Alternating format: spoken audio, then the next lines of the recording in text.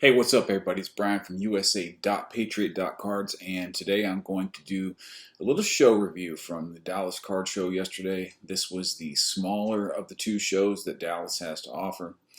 They're both run by the same promoter, Kyle. They're both great shows. Of course, the bigger one is more like, a 3 or 4 day affair. The whole industry feels like, it comes in for that show. There's a huge trade night every night, the biggest trade night being Saturday nights at the Convention Center in Allen, Texas. This one is in Arlington, Texas, right by the Rangers and Cowboys and Six Flags and the Arlington Convention Center. And it's also 3 days. It's Friday, Saturday, Sunday, but there's no trade nights, mostly just local people, but still a really good show. So it's nice to have a show every month, and then the big boy show every other month. But it does keep things interesting. It does give me a chance to go out and see what cards are out there, see if I can get any deals done. Gives me a chance to hang out with my friends, see people, mix it up. So it's always a good time. Very very lucky to have these shows here. So. I do want to thank the promoters that put this on, everybody that does everything to make these shows happen. It's really a great thing that we have these. Man, this show was well attended. When we got there, probably around noon, I mean, it was buzzing. There was a lot of people in there. Not so many people where you couldn't move, but it felt like there were people everywhere and pockets of people at certain tables. There's one guy that has a roulette wheel, and he has a Plinko board, and he has a dice, and you can pick out. So he has 2 or 3 showcases. You could pick out a card in the showcase, and he'll check comps, and whatever those comps are, you can play a game to try to win. On the roulette board or roulette wheel, you pay 3% of whatever the card price is. And you get to pick one number, and you can pick up to, I think, 5 or 6 numbers. So you can actually pay 18% of the card's value and then get like 6 numbers. But it's 3% per number. And yeah, he had a steady stream of guys. Actually, my friend Josh tried out his hand. I'll take 11 and 26. 11 and 26. I've never done this before. This is going to be interesting. All right, here we go. Live action. 11 or 26. Come on, Joshy. 4. 16. You get 2 draws out of this. That's like or 1 draw out of that. He was going for this Jalen Green Ice, which is a nice card. I think it comped out around 140. So he didn't win. He did pull a Chase Claypool out of the little consolation box. I was talking to this guy. His name's Jason, that runs this, and I said, "Hey, do you ever get anybody pushing back on this is gambling and it's not allowed or anything?" He said most people are cool. He has had 1 or 2 that raised the issue, and his response was, show me a box of cards or a pack of cards that guarantees your money back. Because he had one guy say, if you don't guarantee the player, at least his money back, then it's gambling. Well, isn't essentially that's the whole premise behind opening wax and packs and all that stuff? Topps isn't guaranteeing you're going to get your money back on that, Bowman Chrome box, and Panini definitely ain't guaranteeing you that you're even going to get your redemption, let alone a money back equal to what you spent on the box. So, when he put it like that, I thought, yeah, you're right. Matter of fact, the chances of you hitting a big card at his booth are probably higher than going out and spending money on a box and trying to hit it that way. He said he read somewhere where the average hobby box gives you a 7% chance of breaking even.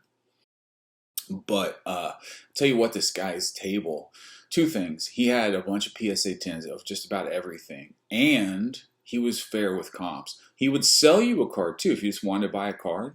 You could also trade with him, and he just went by the most recent comp. And he said he'll always be under comps. So the key is to find a card with bad comps. in his showcase and grab it. Don't play the game, just grab it, just buy it outright. And I did end up doing a deal with him. But let me show you some of the cards that he had at his booth. He had this 1996 Michael Jordan Season's Best Sticky Fingers, Gem Mint 10, great card. I thought about looking at picking that up. I don't have any Jordan 90s inserts.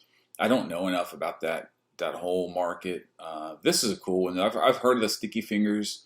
I like this card. So he'll be at the Dallas show in January, and if he still has this, I might try to make a play for it. But that was one of the cards. He also had this 1979 Topps Wayne Gretzky. Really nice corners, just bottom left, kind of soft, well centered. I looked at this, but the last four comps were kind of interesting. It was like 1800, 1900, and then there was like a 2500 just out of nowhere, best offer. So the way this guy works is he's not looking just at auction comps. If the last comp was a best offer, that's what his price on that card is. If the last comp was a bad auction, that's what his price on that card is. So that's what I'm saying. If you look for some bad comps out there on the cards in his case, you get a good deal. I might have made a play on this had the comps been better, but they just weren't. 1980 top scoring leader, Bert Irving and Johnson, considered to be, I think, a rookie for Larry Bird and Magic Johnson. The little perforated card. Cool card. I don't know enough about it to actually, try to add it to my collection. But it is a cool, iconic vintage basketball card. He also had this 2018 Topps Chrome Ohtani X-Fractor. I think anything Ohtani is a good pickup right now. But I think the comps on this were just not, they're a little higher than I wanted to be. He also had this 2016 Blue Wave Pascal Siakam. Now this was an example of a card that had a really nice comp. I think, the last couple sales were like 500, 400, and then there's a 250 auction for this. But I just thought, am I just grabbing a card just to grab it? I mean, at 250, it's not too bad, but I just passed on it. This is another one, cool one. The 1997 Ultra Star Power Michael Jordan. Again, I don't know enough about these to know if it's a good. I mean, I could check the comps, but I don't know where it ranks in terms of his 90s inserts. Cool card. This was sweet. I really looked at this and wanted to consider making a play, and I think I might when I go back in January. This Topps Nolan Ryan rookie 1968 near mint 7 with really great centering. That's the thing on these Nolan Ryans. Man, yeah. I want a Nolan Ryan card, and I think this was around 2,500 if I'm not mistaken. Maybe it was a bit higher. I can't remember, but this would be a good buy on a Nolan Ryan, just because if you can get a rookie at auction comps, I think you're doing well. Let's see, what else did he have? I think that might be about it. Oh, here's a 2018 Panini Prism Doncic Mosaic rookie. I have the blue color match of this. This is pretty cheap. I think it was around $450. Considered picking that up. I just didn't. And then I'll show you a couple other cards that I found interesting as I was walking around the show. But let me get to the first deal that I did at the show. So right when we walked in, just walking around, and pretty much right off the bat, I'd say within the first 10 minutes, I had my first deal done, and it was for this. It's a 2016 Optic Checkerboard, Jaylen Brown. He had a sticker of $450 on this, and I looked, and the last comp did like $680. So I don't know if this was something that he, hasn't kept up with the Jaylen Brown market and just didn't reprice.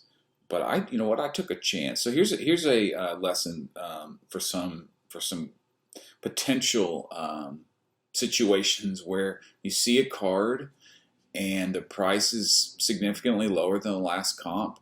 But you know, when you're willing to spend cash on a card, typically you never pay full sticker, unless you at least ask. You know, you take, you know, in this case 450. I said, would you take 400? Now I risk him going and comping that card, right, and then him seeing, oh wait, hey, time out. The last one did 680. I best I can do is 6. You know, and then I just lost $150 on the deal. So sometimes it doesn't make sense to wake that dealer up to recent comps. But I just took a shot, pop 8 on this, and I said, "Hey, would you take 400 cash?" He's like, "Done." So here's the deal we did right here. I was super stoked to grab this. I have a let's see, I have a I have a Doncic checkerboard. PSA 10, Pop 5 that you might have seen in that last trade video I just posted. But to add this is cool. I like Jaylen Brown. His market is up right now. He just had an NT 1 of 1 sell on, I think it was PW, no, it was Alt for $60K, which actually isn't a bad price if you consider, you know, the Luka did 3 point something million. And then a Justin Herbert did like 1.2 million. I mean, Jaylen Brown's a good player. Problem with Jaylen Brown is he's the second best player on that Celtics team. So, but I was happy to add this Pop 8. For whatever reason, these checkerboards just don't gem. So, to find this was good. I was happy with that. Let me show you some of these other cards that I saw at the show before I get into the big deal that I did, the last deal. I only did 2 deals. So, just to kind of stretch this out and give you a better taste of what was there. I'm looking at Herbert stuff. He's down. He's not going to make the playoffs, I don't think. Got a big game today with the Dolphins. But looking at his stuff, this was at a dealer's table I saw. But I still think this is around 3,300 comps on this silver auto. Jim Mint 10. Nice card. I'm going to wait a little bit on him. And some guys won't give you recent comps on him because they're just not prepared to move off of him. You know, they have a price that they want for that Herbert card, and a lot of guys just aren't willing to come down and meet the comps that have been set recently for Herbert's market, just because, you know, people are selling when he's not playing well. People are dumping. I also saw this 2020 Select CD Lamb Field Level Blue Prism to 49 color match. He had a $500 sticker on it. This hasn't sold in a long time. It was hard to get a comp on it. There are, I think, 2 or 3 on eBay, and they're up in the like $1,500 range. But he said he could do $475. I think I was looking more around $350. So I didn't even counter. I think I based that on a PSA 9 sale recently. So it's a great card. I'd like to add it. I have a lot of CD Lamb stuff already, and it just wasn't something I was willing to pay 4 times the PSA 9 to get to the 10. Let's see. What else? Here is another card that I saw that I really liked. I am targeting this card. I'm not a vintage guy. I've explained why in the past. I like to watch the players I collect play.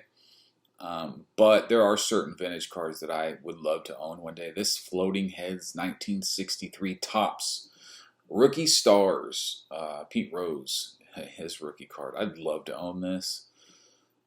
This is a 4. Great centering, decent corners. All the way around, I'd be happy with this card. I think this was comping out at around 12 or 1,300, but the guys they wanted 2K for it, so we were just not going to be able to get that deal done. Okay, so the big deal that I got done was with the guy that had the roulette wheel. I was at his table the whole show, it felt like, just talking to him, looking at his stuff, looking for bad comps. But I saw one card I really wanted. He was at last comp on it, which was nice, which was around 1,750, I think 1,800 on this card I'm about to show you. Keep in mind, this card at its height back in the spring of 21 did $22,000. And that wasn't just a one-off sale. There was one for 20. There was a couple for 18, 16, 15. I mean, it gradually came down all the way. I got this card for $1,800, which might not be the floor on it. I mean, it could keep going down, but it's such an iconic card. And I don't have much like this in my collection. I'll show you what it is, and I'll tell you why I think it's iconic and why I went after it. But to see a card go for like $22K 18 months ago, yeah, maybe 18 months ago, it's like, man, I gotta grab this at like 1/10 of the price, right? Less than 1/10, probably 8%. This card has fallen almost 95%. So I grabbed it. But we got to talking about Micah Parsons and his comments that he made about the Griner situation, whatever. And I showed him this. You might have seen this before in one of my videos, but it's the gold Prism Auto rookie with a really nice, by Micah Parsons standards, a really nice auto on that. It is the 1 of 10, which makes it a eBay 101 on the jersey number, and it's also 0110. So there's your 11 right there. But I paid $1,300 for this, and he offered that card straight up for this. Actually, he even offered to throw in an orange. Was it an orange disco? So he was going to give me the card I traded and an orange disco Parsons PSA 10 for this, which would have, I would have made about 50% on what I paid for this. But I just love Parsons too much, and I don't know when I'm going to be able to. Well, I would never be able to replace the jersey match gold. So I was like, nah. But I said, if you want a Parsons, I'll hook you up. So I had two of these. One I got from my friend Josh at about a $600 value, and one I paid like $775 for. So it was really high, but it happened to be the last comp, and so he gave me $775 in trade, which I was like, that's a win. Like, I got two. If I only had one, I wouldn't do it, but I have two. So I was able to dollar cost average out as opposed to in of this card. So basically what I did is I gave $1,100 and this for this guy. 2003 Topps Chrome Dwayne Wade. Can't talk. Dwayne Wade refractor, PSA 10, pop 155, I think, and then 150, maybe 157, right in there, 150s. Yep, this is the card that was $22K back in the spring or like February, around that time of 2021. I'm not a huge Dwayne Wade fan. Matter of fact, I hate Dwayne Wade. When he beat my Mavericks in 2006, he was getting all the calls. I swore I hated Dwayne Wade then, but when we were able to beat him and LeBron in 2011, I softened on him. Not LeBron. I can't stand that dude. Never will I love LeBron ever. But I softened on Dwayne Wade enough to grab this. I just think that in terms of early Topps Chrome refractor rookies of Basketball Hall of Famers, yeah, you can't go wrong. I just think that's an iconic card to collect. He ranks like 28 out of the top 100 NBA basketball players of all time. I went back and watched some highlights just for fun. Sided from the right corner for two dunks for Durant. Oh, Wade, what a play! Wow. Oh, wow! Poked down away from Wade on a lazy pass from Chalmers intended for Wade, but they got it back. Here's Wade, split defender, windmills and shot. He was looking for contact from Jermaine O'Neal, got a piece of it. Wade, facial! Yes, and a foul! Wade going right. Dwayne Wade had some amazing game-winning shots as well. He's in the public right now for he's getting some scrutiny and a little pushback because he has a son, I think, that's transitioning into a daughter who's only 12 or 13 years old. I'm not here to talk about any of that stuff. All I'm saying is there's a lot of people that are saying that's too young and he shouldn't go forward with I think the full like transition, which would mean, physically like surgical, the whole thing. I don't know. I mean, that's his child and that's between him and his family and all that. And I could care less about that. I just was happy to grab this and just say that it used to be a 22K card. So that was it. I had a great time. It was good hanging out with Josh.